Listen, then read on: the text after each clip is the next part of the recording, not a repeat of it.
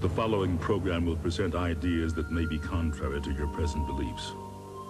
Tonight, we will examine close encounters of the fourth kind, where witnesses have not only had personal contact with extraterrestrial life forms, but were also detained by them. The recreations of aliens and their spacecraft are based upon a composite of testimonies and research. Interviews from around the world have described two basic kinds of aliens: the small grays with large eyes and heads, and the Nordic types, blonde, tall, muscular humanoids. The reenactments you are about to see were experienced by people whose lives have been altered forever.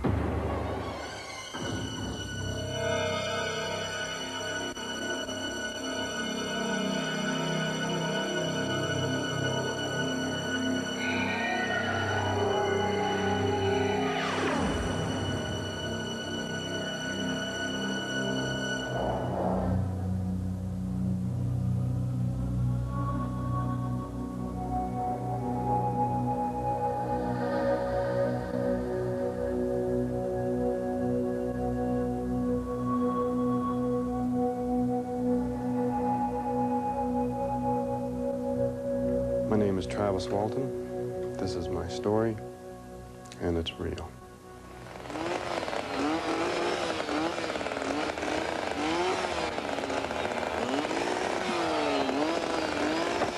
Meet Travis Walton, a man who is about to take a unique and terrifying journey. A journey to the other side of his belief system. All of his notions of reality will be called into question. But right now, what Travis has on his mind is very much of this world. His best friend, Mike Rogers' young sister, has stolen his heart. I'm gonna ask her. Gonna ask who?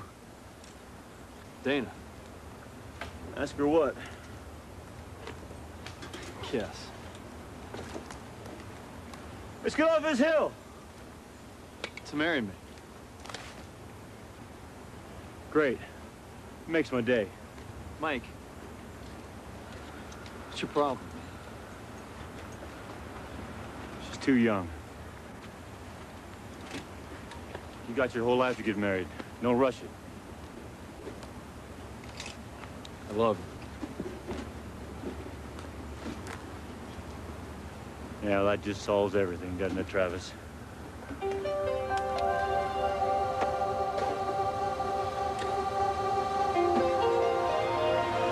At first it seemed just like any other night as they headed home from work. What's that? I don't know. Maybe it's a forest fire. I don't see any smoke. Yeah, well, what the hell is it? Get closer to it, Mike. Get closer to it.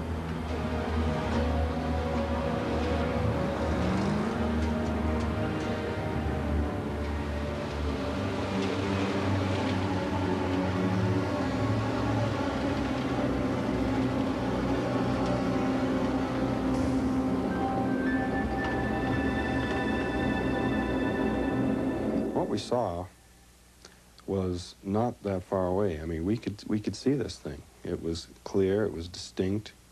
It wasn't just a point of light in the sky or anything like this. This was very close. You could have thrown a rock and hit it. I was scared, but like everyone there, but I got out and went towards it. It might have been a foolish thing, but I was thinking this thing might take off. You know, I just wanted to get a closer look. I figured this would vanish. Travis! Get back in here!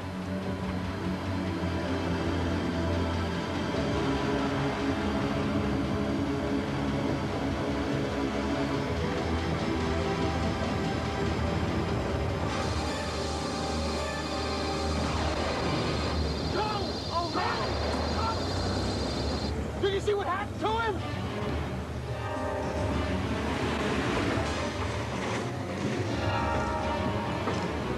They killed him!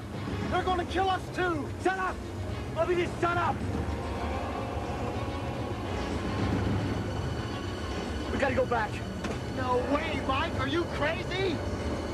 After we'd put maybe a quarter of a mile distance between us and it, I suddenly realized what we had done, and I realized that our friend was back there, that I'd left him there. So I stopped the truck, and several of them didn't want that at all. And I says, well, we have to go back. He could be hurt, obviously is hurt, and we can help him. We went back to the site. The thing was gone. Travis was gone. So we thought maybe he wandered off somewhere. So we conducted a hand-in-hand search, you might say, 6 grown men walking around in the woods about as close to each other as they could get. We decided that without being able to find him, we would have to do something. What would we do? All we could think of was go to the authorities. The sheriff arrived and listened to their story. He was cautious, but not completely disbelieving. He decided that the only thing to do was to go back up the hill in the morning and look for Travis. 3 of the guys had no intention of going back up the hill. They wanted to stay right down there where they were. And so me and one other fella and several of the sheriff people went back up the hill and covered all the roads below and above, and we looked for tracks, we looked for sign, we listened. We couldn't find him at all. There was no trace of him at all, no tracks of any kind anywhere. It just seemed that they must have taken him, whoever they were. We had no idea at that point. It's only maybe 100 feet or so away from us. I'm just sitting and filled this whole area in here. See how it's all burned up and stuff? It was huge, you know, it filled this whole thing up. It's the weirdest damn thing I've ever seen. Somebody from somewhere other than this world had taken him, and he was just not there. Mike Rogers and the sheriff went to inform Travis Walton's mother that her son was missing. I'm sorry. I left him. I just didn't know what to do. I'm sorry. All through that night and the next several days, it was incomprehensible. We could not understand what had happened. It just didn't sink in. Something had happened, something odd had happened. We didn't know if it was terrible, whether it was great, we didn't know, but it's something that we couldn't understand had happened, and it was very traumatic, very traumatic, the most traumatic event that I've ever encountered.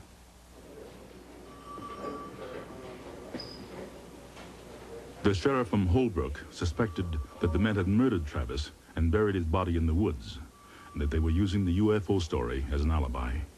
He wanted some answers and wasn't going to give up until he got them. Well, Dallas, why don't you tell us about this conversation with Travis? Joe, they was just talking about his sister. Now, they've been dating. Did you have a problem with Travis there, son? Travis was my best friend. Why would I kill him? I don't know. I understand he wanted to marry your sister. Well, maybe you didn't like that idea. Oh, man. If you boys are all telling the truth, why not take a lie detector test?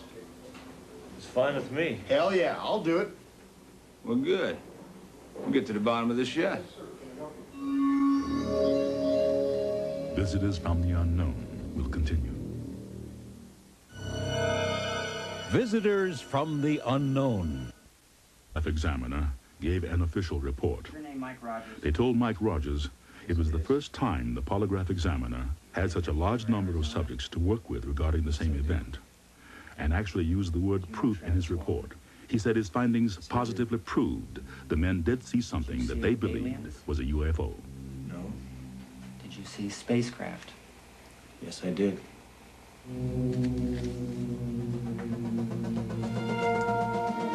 Later, Travis returned with a remarkable story.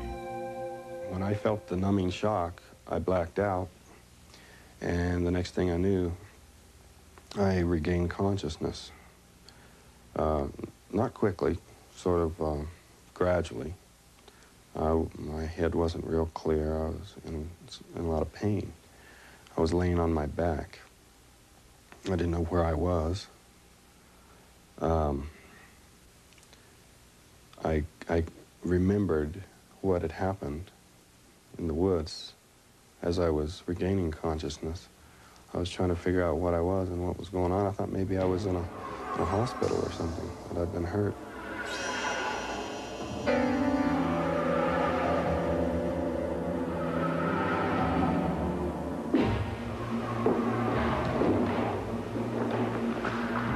And I was standing in front of those things that were coming towards me, and they stopped there and they stood there looking at me. These huge eyes just seemed to just look right through me. I didn't get any impression of emotion. It was a very detached sort of just observing sort of thing, but it seemed like they could see everything I was thinking and feeling. Very disturbing feeling to feel so exposed. These huge eyes looked at me, and when they blink, and on an eye that big, the eyelid just slid down and opened like a window opening and shutting, and it just had the strangest sort of feeling.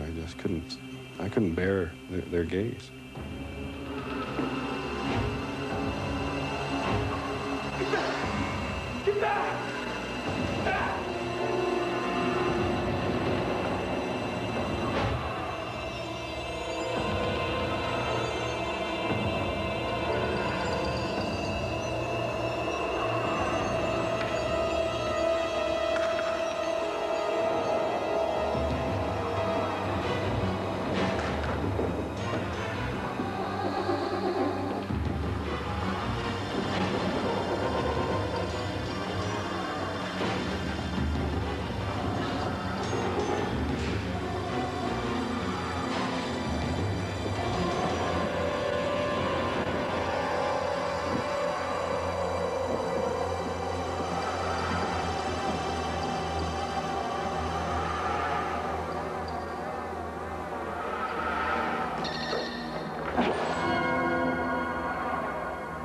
There was a lever there, and when I moved that, the star pattern appeared to move.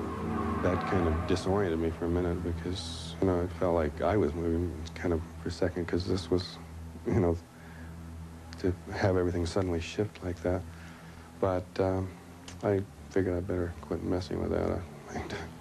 You know, I had by that time surmised that I was in some sort of craft and connected it to what had happened before, and figured I might crash this thing or something.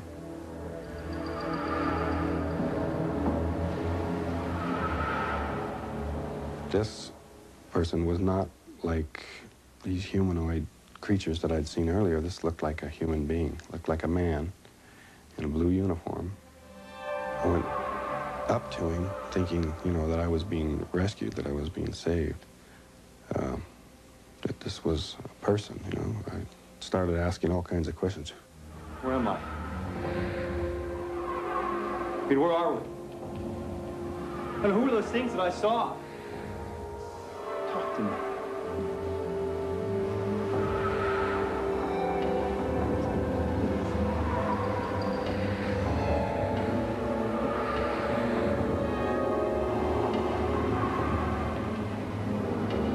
When that door opened, there was an inrush of air, and it felt like fresher and cooler than where I'd been.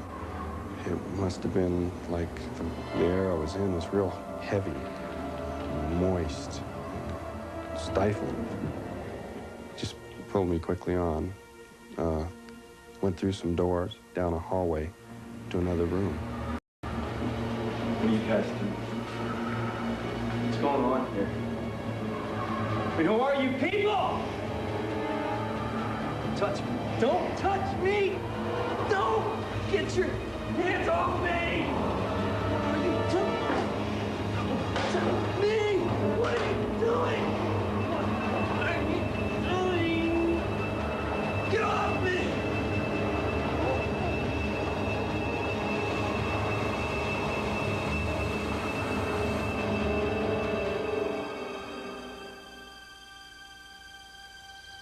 Five days had passed before Travis returned.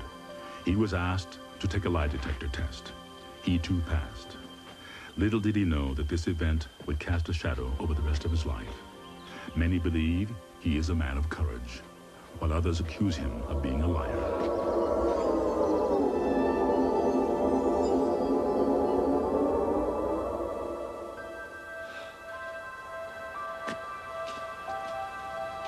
The thing that has brought more frustration and pain into my life as a result of all this happening is the fact that people can't see me anymore, me as a person. I get a feeling of invisibility because of this thing. Every contact I have with people is covered by, is filtered through the distorting lens of something that just happened to me 15 years ago. And it is something that just happened to me. I didn't do anything special or heroic. I'm not a hero or a celebrity any more than I'm a deceiving rascal or a crackpot space cadet sort of person. I would like to be seen as myself rather than in terms of this thing that just happened to me. It could have happened to anyone.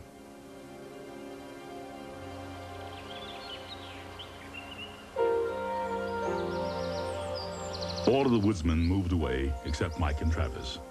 They are still friends. Travis married Mike's sister Dana, and they have 4 beautiful children and still live in the same small town in Arizona, where no one has forgotten what happened more than 15 years ago.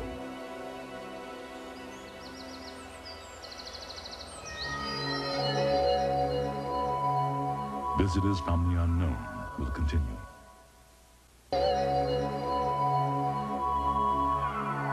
My name is Alan Godfrey, and this is my story, and it is real.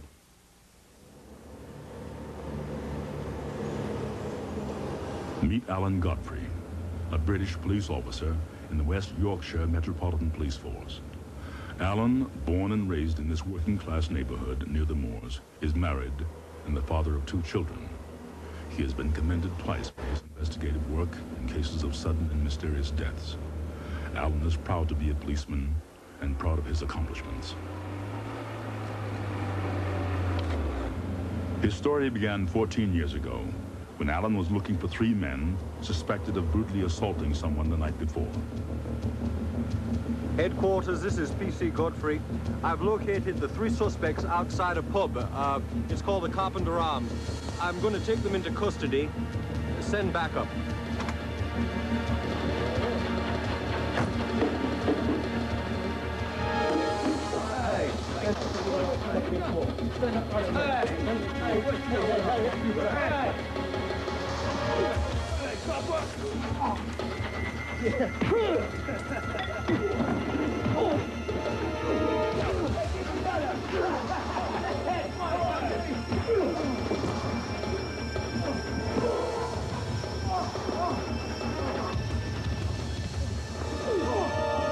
I was kicked in the groin area, as a result of which later on I did lose a testicle.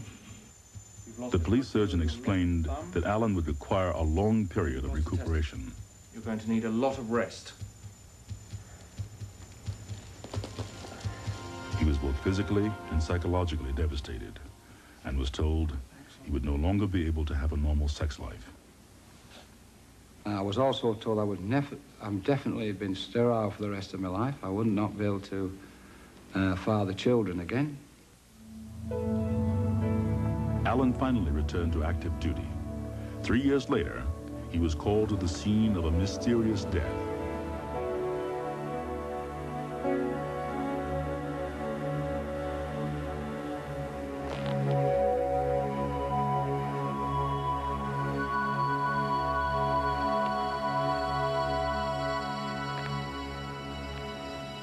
Looks like we got a murder on our hands. Right, I'll call it in. What was strange about the guy was he was wearing a top coat, but he wasn't wearing a shirt. He was wearing a string vest, you know. His jacket had been fastened unevenly at the top here. His trousers, and the fly was undone on the trousers. His shoes appeared that he hadn't put them on himself. They hadn't been tied properly. At 10 a.m., the body was not there, according to the owner of the coal yard. An off-duty officer had been present at 1:30 p.m. and found nothing unusual. Later that afternoon, the body was discovered, and subsequent tests proved he had been dead for at least 8 hours. So the question remained, where had he died? And how did he get to the top of the coal pile?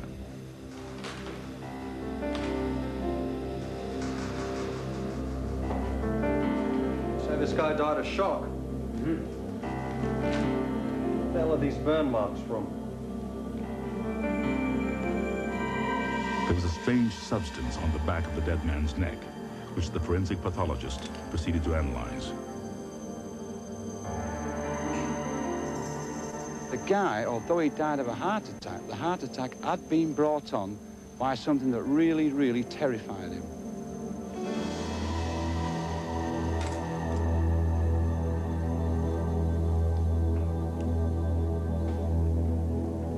The victim was identified as Zygmunt Adamski.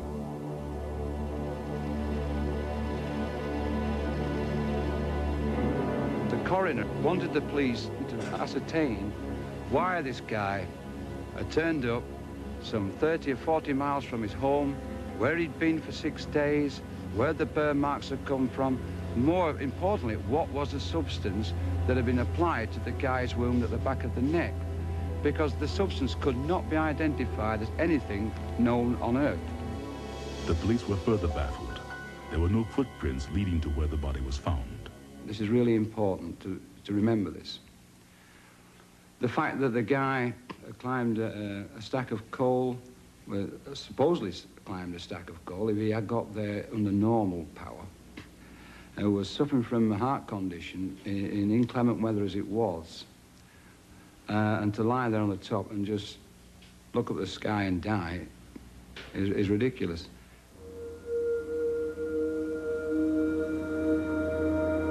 With the Adamski death still nagging at him, Alan encountered something even more extraordinary.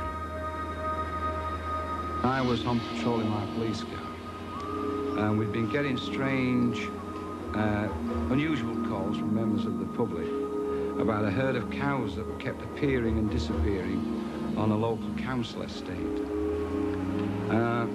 We went up there and had a look, and there was nothing. You know, there's no trace of these cows. There was no sign of them. You know, cows leave trademarks. We all know this. So it was rather unusual that these cows couldn't be found. Headquarters, this is PC Alan Godfrey. I'm going up to Council Estate to check on the cows. Over. As I was approaching the council estate, I was going to come off the main road when I saw in front of me a large object that was blocking the road up ahead. I put my warning flashing lights on, the blue flashing lights on. My first reaction was that it was a double-decker bus that had skidded sideways, or whatever. There was something blocking the road. So I instinctively drove towards it. As I was approaching the object, it was a sight that really I wasn't expecting to see, you know. I mean, there was an object that was hovering. It wasn't actually on the ground. It was actually hovering over the ground, about 5 feet. This in itself, you know, is a bit strange to say the least. Hello. Headquarters, this is PC Alan Godfrey. I need assistance. I tried the car radio, it wouldn't work. I tried my personal radio. PC Alan Godfrey. Nobody would answer me on the radio. It was completely dead.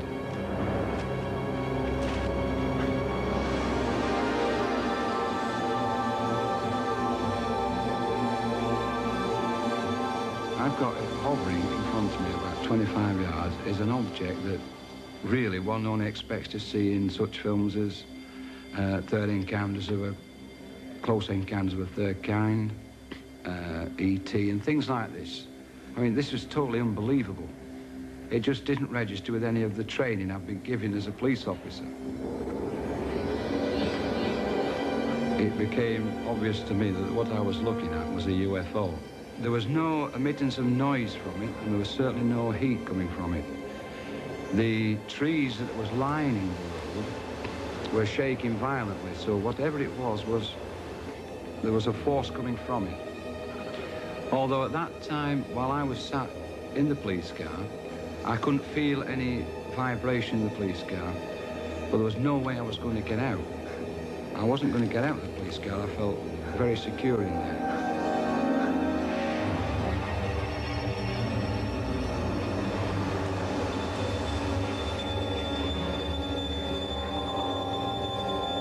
And then a very strange thing occurred. Suddenly, there was a jump in time.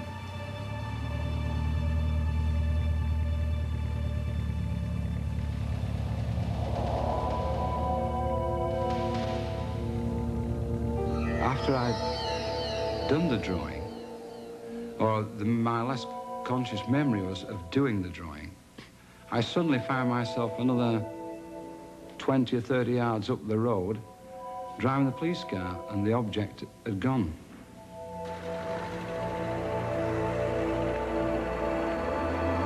Alan realized that 20 minutes had passed, and he could not remember what had happened.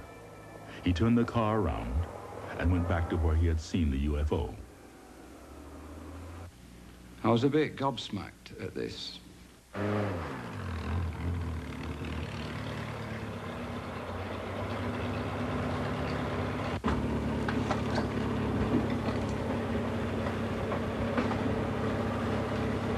It had been raining all night, so the road surface should really have been absolutely wet through. But where this object had been, the road surface was whirlpool dry.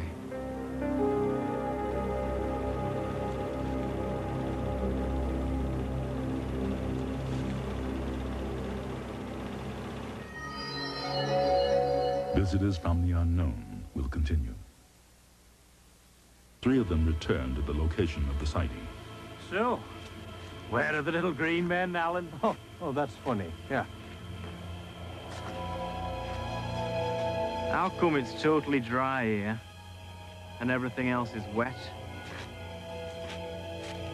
Maybe Alan's really seen something? So we went into the adjoining park, and the only way you can get into the park is over the bridge and through a locked gate, which is obviously it's open during the day, but during the hours of darkness, the gate's locked. So nobody can get into the park. We got in. We unlocked the gate because we have the keys to get into the park for obvious reasons. What they discovered was a herd of cows that had mysteriously appeared in the center of the field. These were the missing cows that Alan had been looking for. This is the herd of cows I've been looking for all night. We've been running around. And here they are. How have these cows been here? There's no trail. Now, this is rather strange, and this starts blowing your mind here, because I just seen something that a UFO, that I found absolutely totally unbelievable, and I wasn't expecting to see something like that. And another strange occurrence, the cows, you know. How did the cows get there? The only way they could have got there is somebody had gone plonk and dropped them there.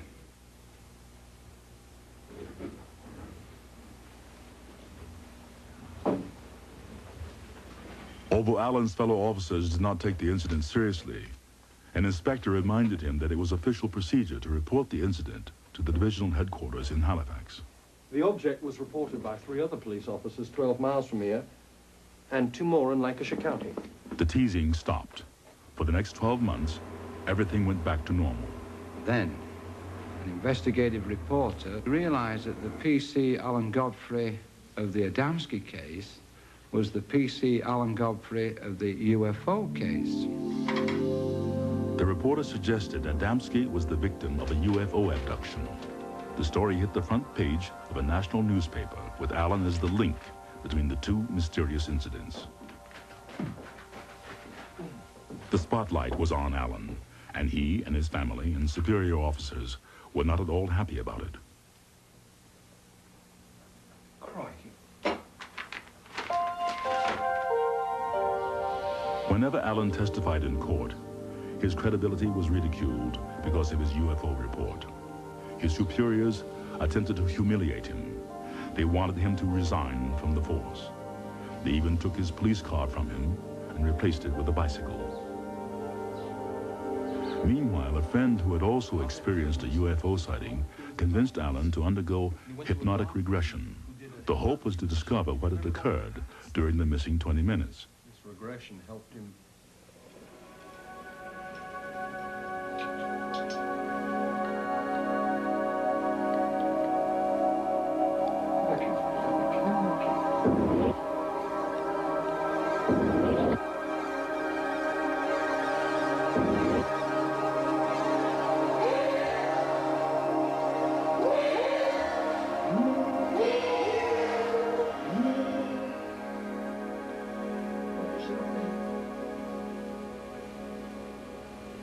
What they sound like. What does Joseph say? Do you remember the night I tried to wake you up and couldn't? Oh, what night, love? That night I heard that same sound over our bed.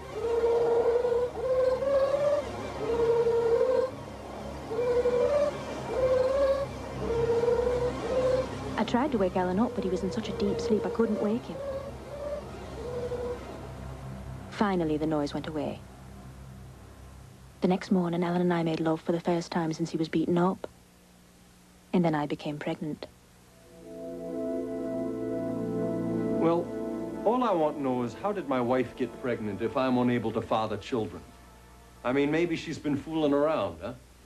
I don't know how it happened, Alan. But your condition has completely been reversed. This test shows you're fertile. Back to normal.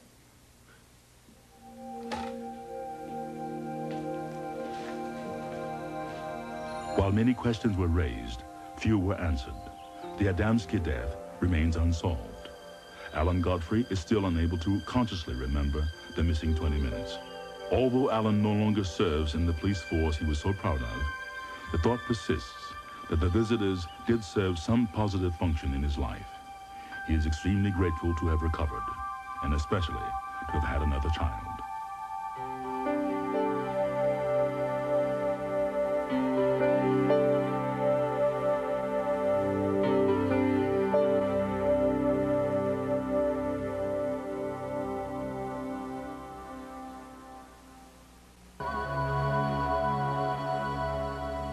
My name is John R. Salter, Jr.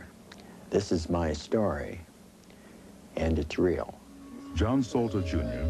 is the head of Indian Studies at the University of North Dakota and holds a master's degree in sociology. The son of a Native American and a second-generation Scot, he was a human rights activist who fought for civil rights throughout the Deep South. He was also director of Catholic social justice activities for the Rochester, New York Diocese. He has been honored with numerous awards, among them the Martin Luther King Jr. Award, presented by the governor of North Dakota. But all of his knowledge and experience could not explain what was about to happen to him this day.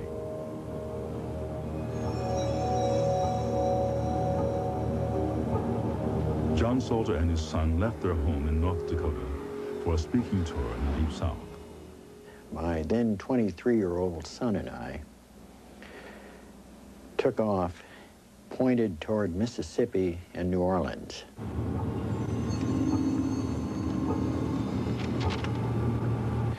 Since I've been about 13, I've traveled with my father all over the country. And one of the things we've always done is pick the straightest shot, you know, from point A to Z. However, on this trip, John Salter, for reasons he could not explain, took a route which was completely illogical. Intending to stay on Route 61, John Salter turned off the main highway onto a less traveled road, heading in the wrong direction.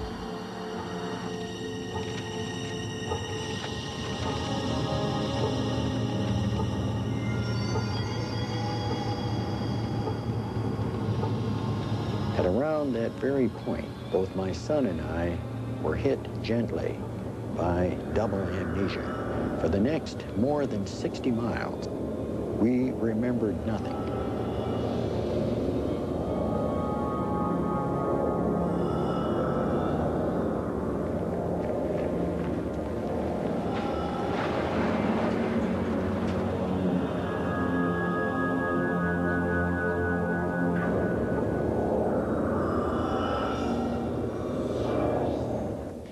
At about 10 minutes of 8, almost an hour and a half later, we emerged from the double amnesia. It was dark. I was going down a hill.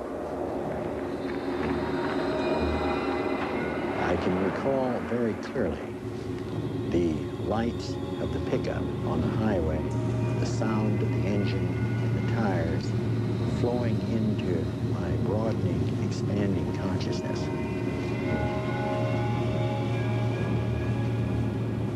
Check the map. We're turned around heading towards Madison. But that's impossible. How did we get here? I don't know. Been off course for over an hour.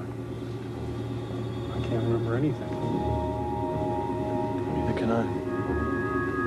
That evening, you know, when we stopped in Bettendorf and we went to that restaurant, there were several police officers, several men wearing hats with FBI labels on them, like they'd been part of some kind of search team or something.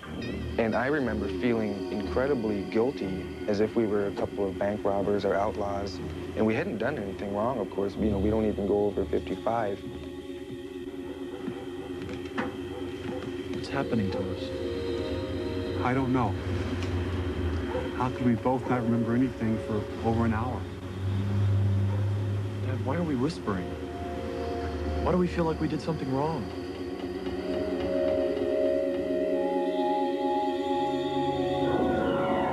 If this were the Navajo country, I'd believe this to be witchcraft.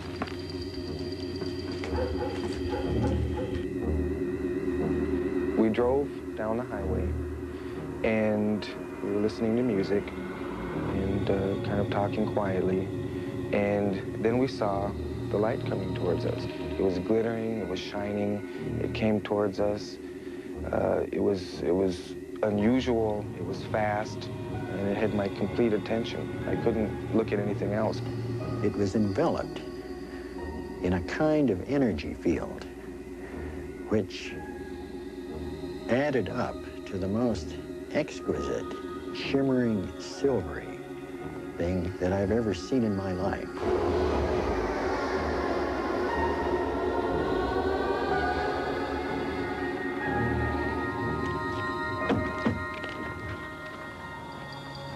Dad, that was a UFO, wasn't it?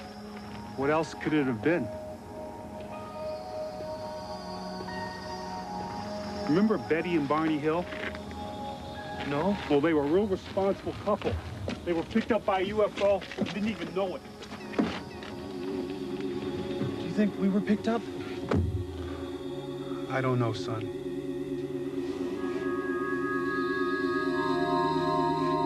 To the Salters, this extraordinary sighting somehow seemed connected to the missing time and odd feelings of the previous night. I also saw this as a very friendly kind of an appearance, a sort of a adios or a hasta luego. But the Salters were still mystified. The real significance of what happened was about to unfold.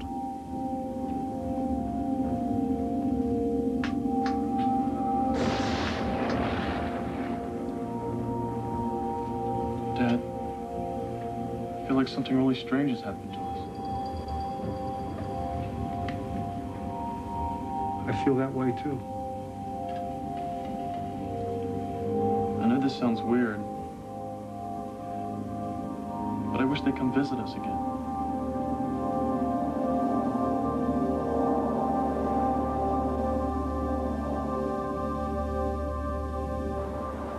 As they continued their journey, the Salters searched their memories for explanations. What really occurred during that missing time? Why did the UFO appearance feel so familiar to them? And why did they have such feelings of longing was something they could not identify. In a series of recall flashbacks, the lost time slowly came into focus.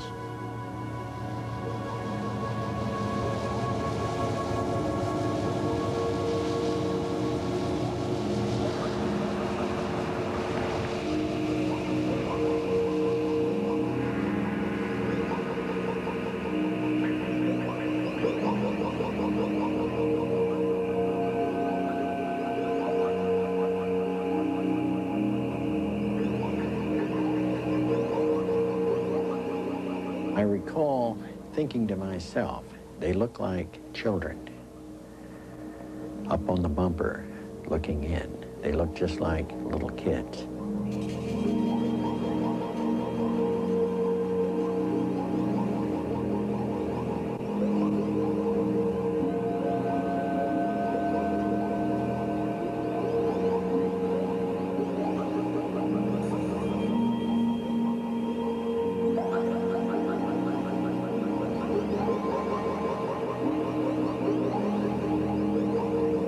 Standing in the shadows was another humanoid. This man is as tall as I am, 6 feet. He is half human, half humanoid, a half-breed, so to speak. I felt a very close bond immediately with this tall figure that stepped from the shadows. And at one point, I stumbled and fell and was cushioned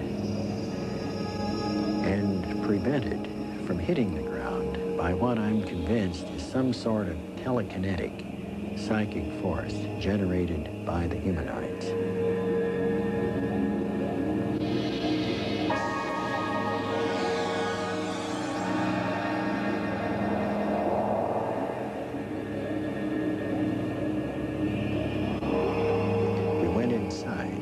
Into a small room with curved walls.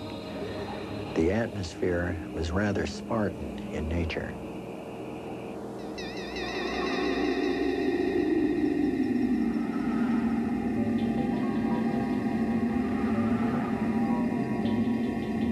I remember the feeling of laying in a chair, and it was like being in a dentist's office because I was aware of what was happening, but I couldn't move. I couldn't move my face, I couldn't move my body. I wasn't strapped down, but I was immobilized in some way.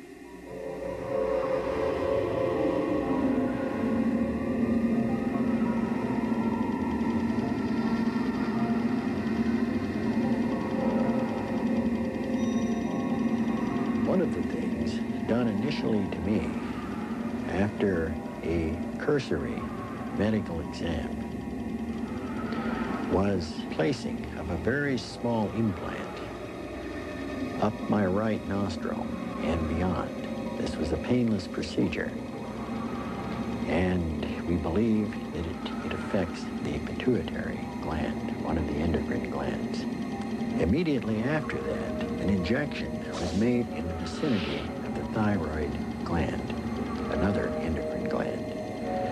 And following that, there was a massive injection into the upper central chest, the thymus gland.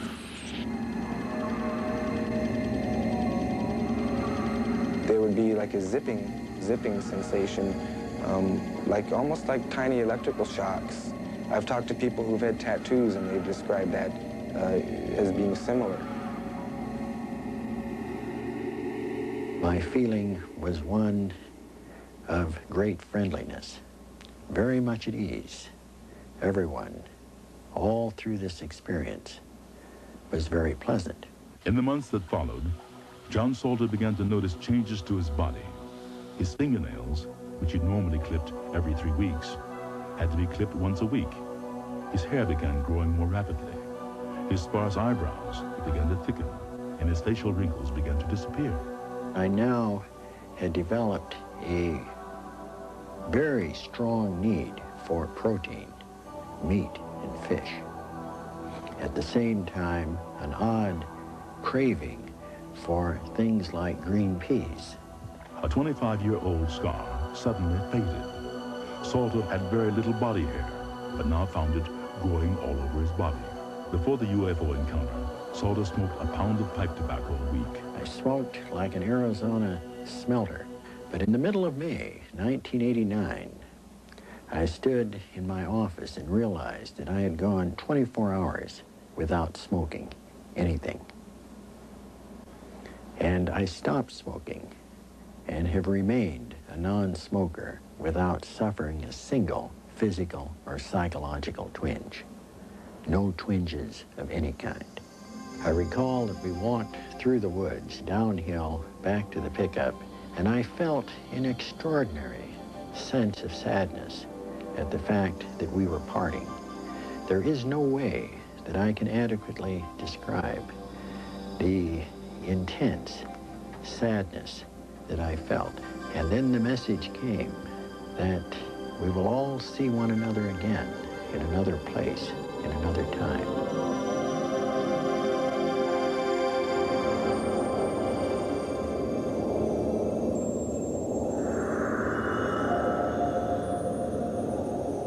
These have been but 3 of hundreds of reported UFO encounters.